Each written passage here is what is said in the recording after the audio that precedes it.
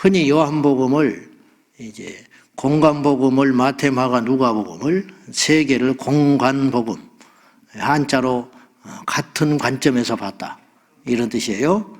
그래서 이제 마태, 마가, 누가복음은 이렇게 유사한 부분이 많아요.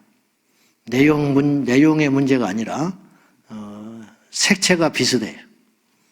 근데 똑같은 사복음서인데 우리가 조금만 주의를 기울여서 보면은 요한복음은 조금 느낌이 달라요.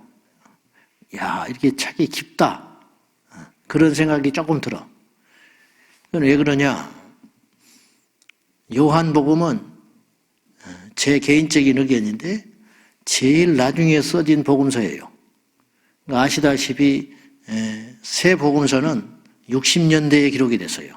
예수님 부활 승천 사후 약 30년 후에 주님의 행적을 중심으로 기록을 했어요. 근데 요한복음은 무려 예수님 부활 승천하신 후에 약 60년 이후에 기록이 돼요. 누가 기록했냐? 사도 요한이 기록했죠. 요한복음과 요한서신서와 요한계시록까지. 그러니 사도 요한이 제일 장수한 사도 중에 한 사람이에요. 제자 중에. 그러니까 말씀을 증언하고 다니는 세월이 훨씬 많아요. 베드로도 60년대에 죽었어요. 바울이 죽을 즈음에. 그러니까 30여 년의 세월을 더 오래 살았고 더 많은 경험을 했고 더 많은 증거를 하고 다녔어요. 저는 그 기간이 더 계시가 풍부한 시간이다 그렇게 봐요. 더 주님을 깊이 알게 되는 거예요. 더 많은 경험을 했을 것이고 더 다양한 사람을 만났을 것이고 하나님께서 아시다시피 요한에게 계시도 주셨고 물론 그 이후 요한복음 이후에 기록될 것으로 보지만은 아무튼 하나님은 사도 요한을 감춰놓은 비밀병기처럼 오랫동안 장수하고 얼마나 많은 위기가 있었겠어요. 알다시피 순교하려 했는데 그것도 하나님이 지켜주셔가지고 죽지 아니함으로 반모섬에 유배 보내가지고 반모섬에서 요한계시록을 기록하거든요. 하나님이 이 숨겨놓은 마지막 때에 이 계시적 비밀병기 그래서 어떻게든지 살게 하시고 그의 깊은 최절정에 있을 때에 요한복음을 기록하게 하셨다. 그 이유가 뭐냐? 저와 여러분을 사랑하셔서 그렇다 이 말. 그래서 요한복음을 간통하는 단어가 있다면 저는 생명이라고 생각해요. 생명. 이 세상에는 단어가 똑같이 쓰는 단어지만 굉장히 강한 단어가 있어요. 죽음이라는 단어도 굉장히 강한 단어다 내가 그랬어요. 죽음, 끝이야. 죽는다는데 무슨 말이 필요했어요? 나 죽어버린다. 너 죽일 거야. 죽으면 말지 뭐. 그러면 세상에 무서울 게 없는 거예요. 죽는다는데 어떻게 하겠어요? 사랑이라는 단어도 굉장히 강한 단어예요. 근데 사랑이라는 단어가 죽음이라는 단어를 만나면 맥을 못 쳐요. 그래서 아가서에 이런 말씀이 있어요. 사랑은 죽음같이 강하고 질투는 지옥, 수월과 같이 잔인하다. 그런 말이 있어요. 근데 이 같다라는 말은 능가하지 못해요. 저 사람 머리가 컴퓨터 같아. 그렇게 말을 하면 그렇게 영리하다 그런 뜻이지 컴퓨터를 못 능가하는 거예요. 그러니까 사랑이 죽음같이 강하다라는 말은 사랑이 굉장히 강한 거예요. 사랑이 얼마나 강하면 부모 자식의 인연을 끊겠습니까? 그렇잖아요? 그렇게 강하지만 죽음보다는 강하지 못하다. 죽음보다는 앞서지 못해요. 그래서 죽음만큼 강한 것이지 죽음을 능가하지는 않잖아요. 사랑이. 그러니까 이 죽음이라는 단어가 굉장히 강한 거예요. 그런데 이 죽음이라는 단어가 사망이라는 단어가 유일하게 맥을 못 추는 단어가 있어요. 생명이라는 단어야. 네, 이해되시죠? 그러니까 이 생명이라는 단어가 얼마나 아름답고 희하고 강한지 몰라요. 그러니까 우리가 이제 무심코 쓰지만 이 생명이라는 단어는 이 세상에 가장 강력한 단어다. 거룩, 마지막은 결국은 생명이야. 보세요. 돈. 돈을 왜 버는데? 잘 먹고 잘 살려고. 그래서 뭐 할 건데? 행복하려고. 행복해서 뭐 할 건데? 점점 원초적인 단어들이 나오는데 마지막에 가면 뭐 죽으면 끝이지. 끝나는 거지. 근데 죽음 너머에 죽음을 집어삼키는 위대한 단어가 있어요. 생명. 근데 그 생명의 중심이 누구냐? 예수 그리스도다. 그래서 사도 요한은 예수님을 설명하기 위해서 우리가 못 알아들으니까 알아듣게 하려고 예수님을 다양한 방법으로 우리에게 단어를 사용하여 말씀하셨는데 그 중에 한 단어가 빛이라는 단어, 길이라는 단어, 진리라는 단어, 그리고 생명이라는 단어, 이런 단어들을 동원해서 예수님이 그런 분이구나 그렇게 깨닫게 하셨는데 1장 1절은 또 다른 단어 하나를 가져왔는데 이 말씀이 곧 말씀이라는 단어예요. 1절 보겠습니다. 시작. 태초에 말씀이 계시니라. 이 말씀이 하나님과 함께 계셨으니 이 말씀은 곧 하나님이시니라. 첫 절부터 우리가 난관에 부딪혀요. 이게 보통 말씀이 아니야. 그냥 저나 여러분이나 읽으니까 믿고 읽으니까 은혜가 된다고 그러지 이 말을 이해할 사람은 많지 않아요. 아시다시피 사복음서는 다 첫 서두가 다양하게 시작했어요. 마태복음은 아브라함의 자손 예수 그리스도의 세계라. 마가복음은 하나님의 아들 예수 그리스도의 복음의 시작이라. 누가복음은 전에부터 있었던 일에 대하여 예수님의 하신 일에 대하여 여러 증인들이 기록을 하려고 했는데 나도 그 중에 한 사람으로 데오빌로라고 하는 로마에 있는 어떤 지체 높은 사람에게 전도할 목적으로 내가 이 서신을 남기노라. 그래서 예수님의 행적에 대해서 낱낱이 기록할 의도를 밝히고 있는데 오늘 요한복음 1장 1절은 그보다 더 깊게 시작을 하고 있어요. 도무지 이해가 안 가. 이걸 수십 번 읽어도 뭐 이러쿵저러쿵 말은 할 수 있지만은 어떤 신학자들이 이렇게 설명을 하고 뭐 로고스를 가져오고 말씀을 가져오고 그 당시에 배경을 가져와서 설명을 할 수 있지만은 나는 솔직히 모르겠어요. 왜냐하면 태초에 말씀이 계시니라는 말 자체가 이 세상에 쓸 수 없는 단어이기 때문에 문장이기 때문에 여러분 누가 이런 말을 쓰겠어? 태초에 말씀이 계시니라. 말씀이라는 게 생명이 아닌데 말인데 어떻게 계실 수가 있어요? 그래서 이 말은 예수 그리스도가 그 말로 단어를 바꿔도 돼요. 태초에 예수님이 계시니라. 그 말이에요. 그렇게 한번 읽어봐도 전혀 이상하지 않아요. 태초에 예수님이 계셨다. 이 예수 그리스도는 하나님과 함께 계셨는데 이 예수님이 곧 하나님이시니라. 그럼 더 분명하지요. 그러므로 예수님은 말씀이다. 그래서 태초에 하나님이 천지를 창조하실 때 무엇으로 창조하셨어요? 말씀으로 창조하셨다. 그 말은 말로 탁 던져가지고 빛이 있어라, 빛이 생겼고 별이 있어라, 별이 생겼고 지구가 생겨라, 지구가 생겼고 강이 생겨라, 강이 생겼고 이런 뜻도 되지만 오늘이 요한복음 1장 1절과 연결시키면 말씀이 예수님이라면 태초에 하나님이 천지를 예수님과 함께 창조하시니라 그 말씀이 되는 거죠. 그러니까 삼위일체가 완성되는 거예요. 우리가 흔히 오해하기를 아들이라는 단어를 써버리기 때문에 예수님이 또 십자가에서 피 흘려 죽어주셨기 때문에 조금이라도 우리의 마음속에 이런 오해가 생길 수 있는데 예수님은 하나님께 속한 어떤 아들 아니냐. 그래도 아버지가 세지. 이런 생각을 할 수가 있는데 그런 오해를 절대 해서는 안 된다는 거예요. 그래서 뭐라고 말씀하셨냐면 오늘 예수 그리스도는 애초에 계신 분이다. 10절.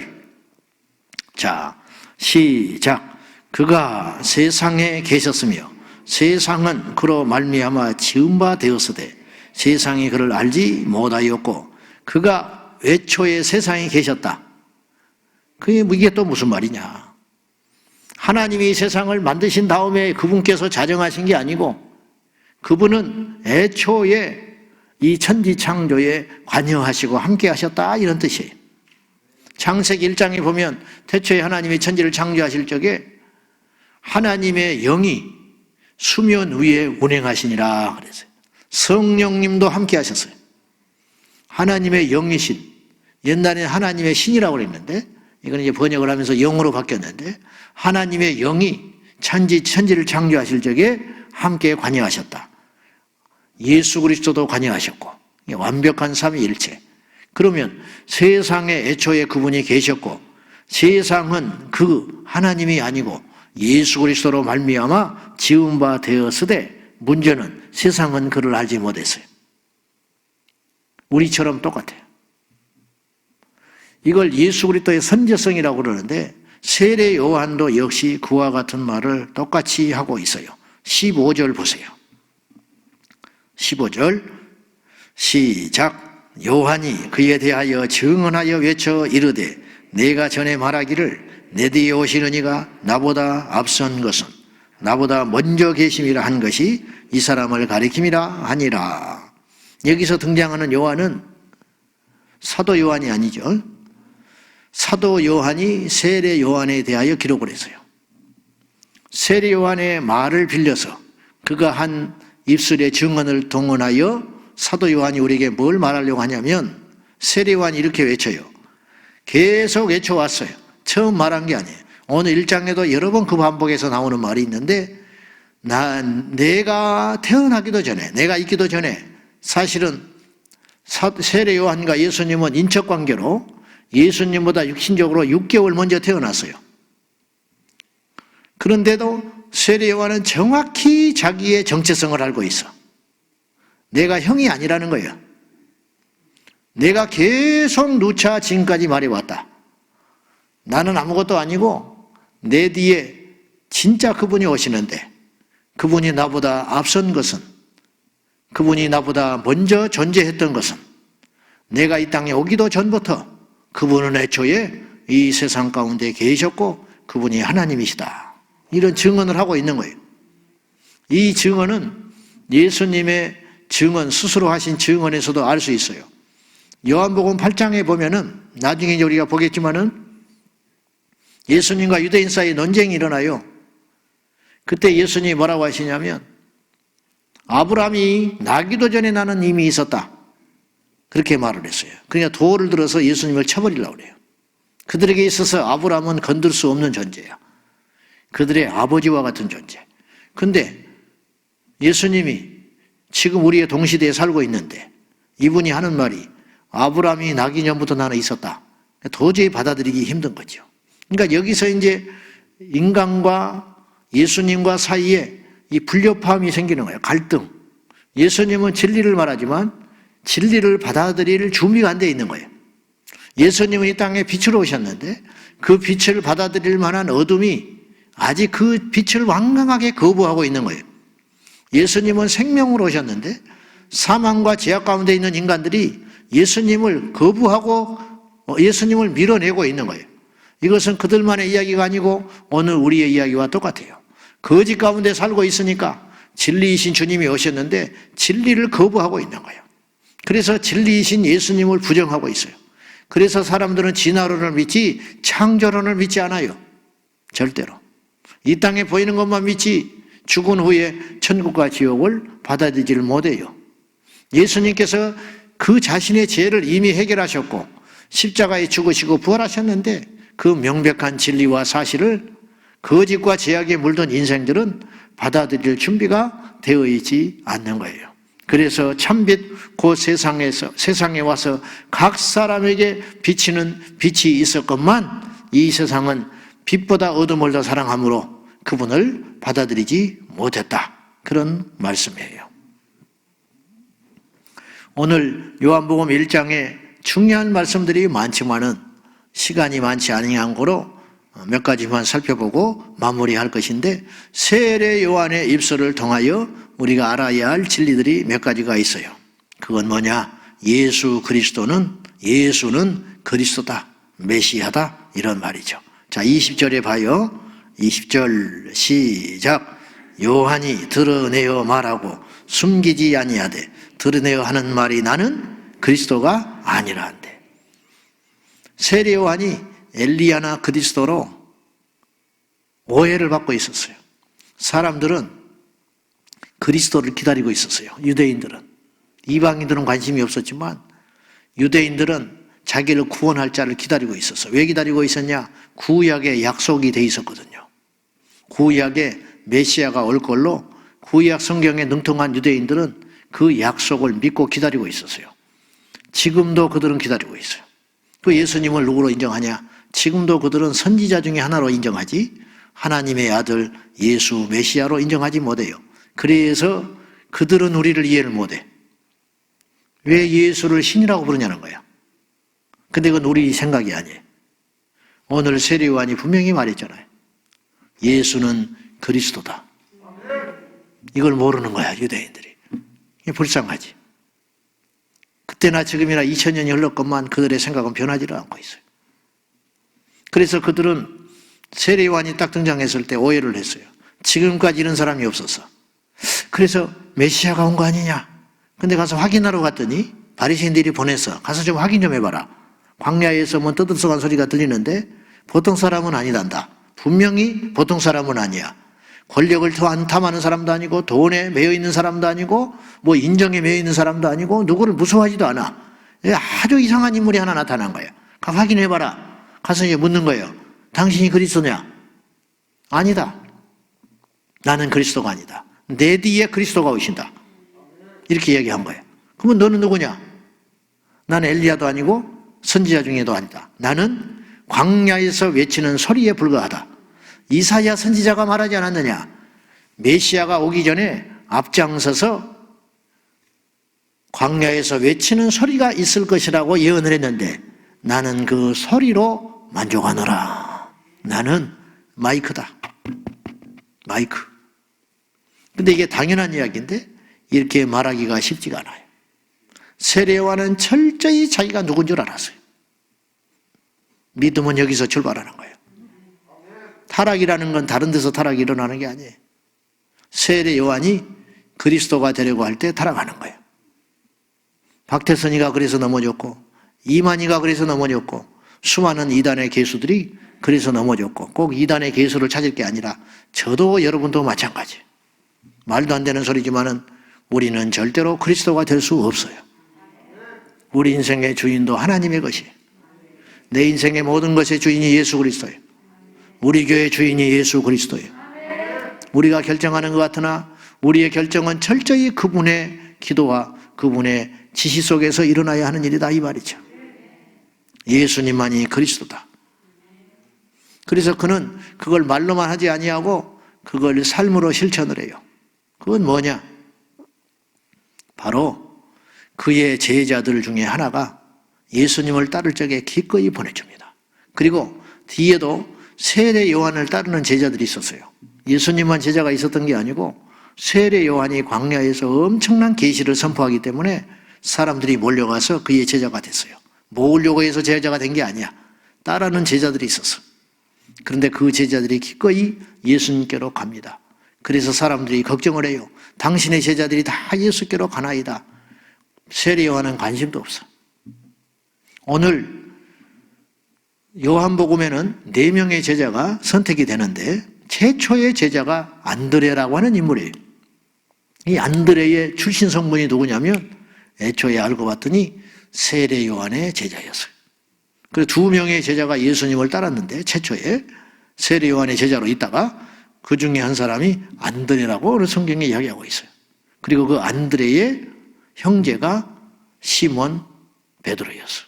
그러니까 안드레가 시몬 베드로가 또 같이 아는 지인 빌립, 그리고 빌립이 나다나엘을, 이렇게 4명이 점점점 예수님의 제자가 되잖아요. 여러분, 사람이 사람을 데려오는 거야. 하나님이 직접 일하시기도 하지만 그런 일은 거의 없어요. 우리가 이 자리에 있는데 우리가 누군가에 의해서 전도를 받았는데 그것은 그 사람이 전도한 게 아니에요. 하나님이 그를 통해서 우리를 부르신 것이다. 이런 말이죠. 자, 우리가 요한을 항상 말할 때마다 세례 요한 그렇게 말을 해요. 물론 사도 요한과 구분하기 위해서 세례 요한이라고 말을 붙여요. 요한이 아주 많이 등장하니까. 요한, 그러면 헷갈리잖아. 어떤 요한이냐 이 말이에요. 네. 예수님의 제자 요한이냐, 광야에서 외쳤던 그 요한이냐, 그걸 구분하기 위해서 세례 요한 그렇게 붙이기도 하는데 요한에 대하여 여러 가지로 말을 붙일 수 있음에도 불구하고 왜 요한을 갖다가 세례 요한이라고 했을까? 그건 그가 세례를 많이 베풀었기 때문이다. 그렇게 볼 수 있는데 틀린 말은 아니지만 세례 요한은 단 한 사람을 세례 주기 위하여 기다리고 있었어요. 바리새인을, 유대인들을 많이 세례 준 것 같지만 이제 마태복음에도 나오고 누가복음에도 나오지만은 그 유대인들에게 책망을 하면서 세례를 주는, 회개 열매에 합당한 열매를 맺으라고 꾸짖으면서 강력하게 꾸짖으면서 세례를 주기도 하지만 사실은 세례 요한은 이 날을 위해서 기다리고 있었어요. 이 날이 1시간, 이때를 위해서 누구냐? 단 한 분을 기다리고 있었어요. 내가 감히 그분의 신발끈조차도 묶어주지 못할 만큼 거대하신 분, 크신 분, 엄청나신 분, 그분을 나는 기다려야 할 운명인데 그분을 위해서 먼저 앞에 보낸 바 되었고, 그래서 그는 들러리라고 이야기해요. 자기는 들러리. 주인공은 신부거든요. 신랑이거든. 나는 그래서 그 기쁨으로 만족한다. 그리고 그분을 기다렸는데 그분이 마침내 오늘 나타났어요. 그분을 일컬어서 뭐라고 그랬냐면 29절에 세례 요한은 엄청난 신학적 정의를 내렸어요. 자, 29절 시작. 이튿날 요한이 예수께서 자기에게 나아오심을 보고 이르되 보라, 세상 죄를 지고 가는 하나님의 어린 양이로다. 어떻게 많고 많은 이 표현 중에 예수님을 세상 죄를 지고 가는 하나님의 어린 양이로다 했을까? 우리는 구약의 배경을 모르면 이 말씀을 받아들이기 어려워요. 구약의 제물이 자신의 죄를 대신하여 제사장이 그에게 안수함으로 나의 죄가 죄인이 가져온 제물 속에 전가되듯이, 이걸 전가라고 그래요. 전가. 이동했다 이 말이에요. 내 죄가 이 제물에게 이동해서 갔어요. 그러면 그 제물을 끌고 죄인이 친히 죽여서 피 흘려 하나님께 속죄 제사를 드림으로 그 죄에서 자유케 되는 거예요.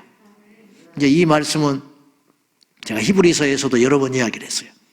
그 표현을 쓰고 있어요. 근데 어느 한 사람의 죄가 아니고 세상의 죄를, 모든 인류의 죄를 지금 지고 가기 위하여 내 앞에 나타나신 어린 양을 보라. 이렇게 소개하고 있어요. 세례 요한은 예수님을 정확히 소개하고 있어요. 이 소개를 하기 위해서 세례 요한이 기다리고 있었어요. 그리고는 세례 요한이 그의 필생에 해야 할 일을 하나를 해요. 그게 뭐냐? 예수님께 세례를 주는 일이에요. 저는 이 말씀을 이해가 안 갔어요. 예전에 처음에 교회 나가서. 그리고 세례 요한도 거부를 해요. 처음에는 다른 복음서에 보면 세례를 받으러 왔어요. 예수님이. 여러분, 예수님이 하나님의 아들로 스스로 자청하신 분이고 세례를 주려면 예수님이 주시지 어떻게 감히 예수님을 세례를 줄 수 있겠어? 근데 예수님이 자청하세요. 그리고 명령해요. 내게 세례를 베풀라. 그리고 세례 요한도 거부를 안 해요. 저는 이 사건을, 마태복음에도 나오는 사건을 보고 처음에 이렇게 생각했어요. 모르니까 예수님이 참 겸손한 분이구나. 그렇게밖에 생각을 못했어요. 근데 그렇게만 볼 게 아니에요. 그건 틀린 해석이에요. 여기는 중요한 의미가 있죠. 무슨 말인지 알겠죠? 무슨 말 하려고 하는지. 세례 요한이 올라가 보면 제사장의 혈통이에요. 제사장의 혈통. 사가랴와 엘리사벳의 자식이에요. 그 제사장 집안에 자식이 없어서 오랫동안 고민을 했는데 하나님이 뒤늦게 생명을 줬어요. 그러니까 제사장은 유전되거든. 그 위에 올라가면 아론의 지파를 통해서. 그러니까 세례 요한이 제사장이에요. 제사장. 제사장 된 세례 요한이 세상에 저와 여러분의 온통 모든 죄를 한 몸에 짊어지신 예수님에게 세례를 베풀 적에 안수하심으로 나의 죄가, 모든 인류의 죄가 예수께로 들어가셨다. 그래서 예수님이 죄가 없는 흠 없는 제물이 돼 그 순간부터 죄인이 되신 거야. 그 죄인의 몸을 끌고 이제부터 3년을 사시다가 십자가에 달리시사 속죄의 제물이 되어주심으로 우리의 죄가 없어졌다 이 말이죠. 정확히 맞아떨어지는 이 메커니즘, 하나님의 엄청난 메커니즘이 세례 요한과 예수님과의 관계 속에서 일어나고 있는 것이다 이 말이죠. 이때부터 세례 요한은 이제 할 일이 없어진 거예요.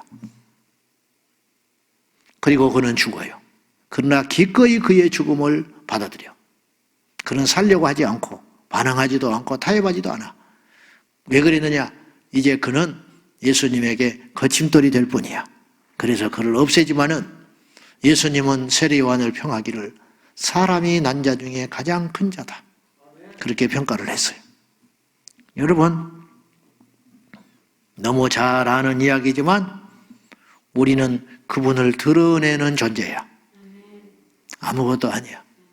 우리는 제자를 삼을 수도 없고 우리는 그분이 될 수도 없고 함부로 그분의 자리에 탐을 내서도 안 되고 오를 수도 없는 존재야. 강아지를 이뻐하면 지가 사람이 되는 줄 알아요. 우리는 사냥개가 될지언정 결코 주인의 자리를 넘보는 주인을 물어뜯는 개가 될 수 없음을 알고 세례 요한이 심하게 말하면 하나님의 사냥꾼 역할을 한 거야. 다 했으니 이제는 사냥꾼을 죽여서 잡아먹으시는 하나님. 그러나 그는 천국에서 영원히 빛나는 존재가 됐어요. 왜냐? 그는 결혼도 못했고 평범한 삶도 살지 못했고 억울하게 죽었지만 그는 그가 알 수 있는 최고의 일을 사명을 감당하고 하기 때문에 세례 요한은 사람이 난 자 중에 가장 위대한 존재가 되었다. 우리도 그 자리에 족함으로 하나님께서 허락하신 그 역할을 잘 감당함으로 천국에서 빛나는 존재가 되시기를 예수님의 이름으로 축원합니다. 기도하십시다.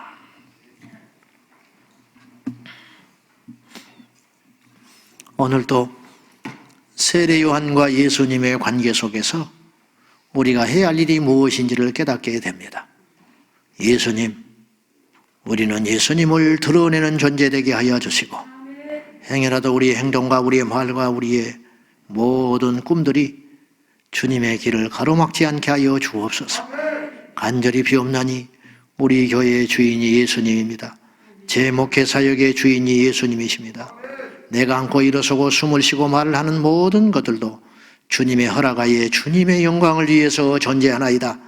혹이라도 우리 하는 일들이 하나님의 영광을 가로막고 하나님의 영광을 거스리는 것이 있다면 중단되게 하시고 사라지게 하여 주옵소서. 절대로 큰 소리 나는 일이 없도록 하시고 결코 주님보다 화려하지 않게 하시고 결코 주님보다 앞서지 않게 하여 주옵소서.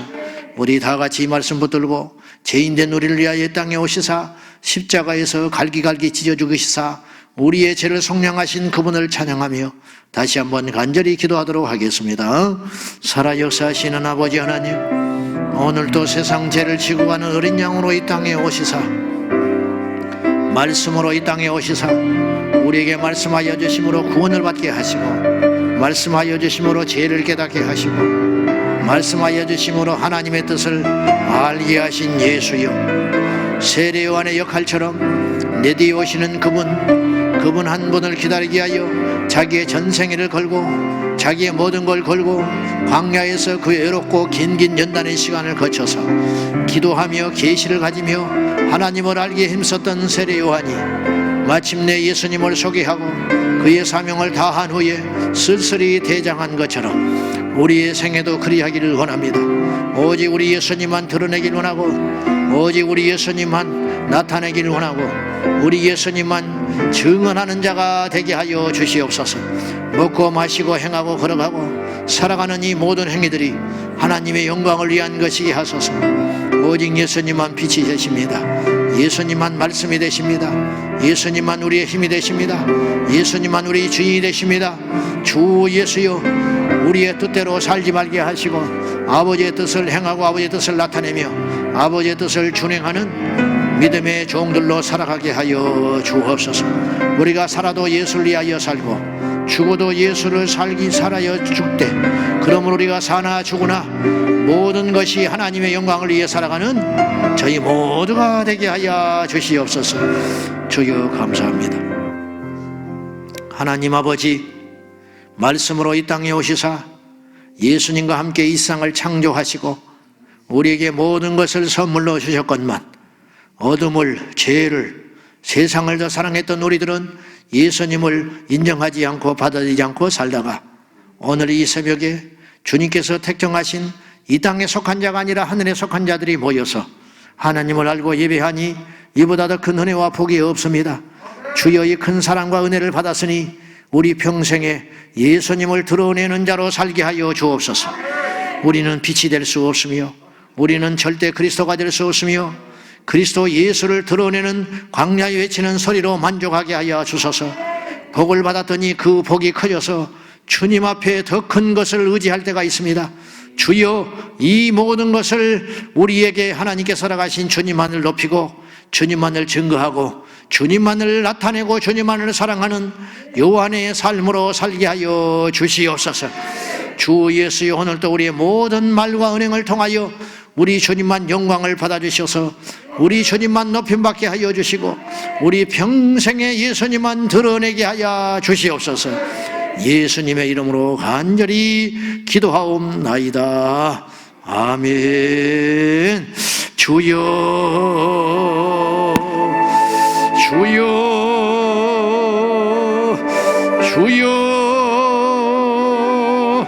살아계신 하나님 아버지, 우리를 긍휼히 여기소서. 우리를 불쌍히 여기소서. 선을 넘지 않게 하여 주소서.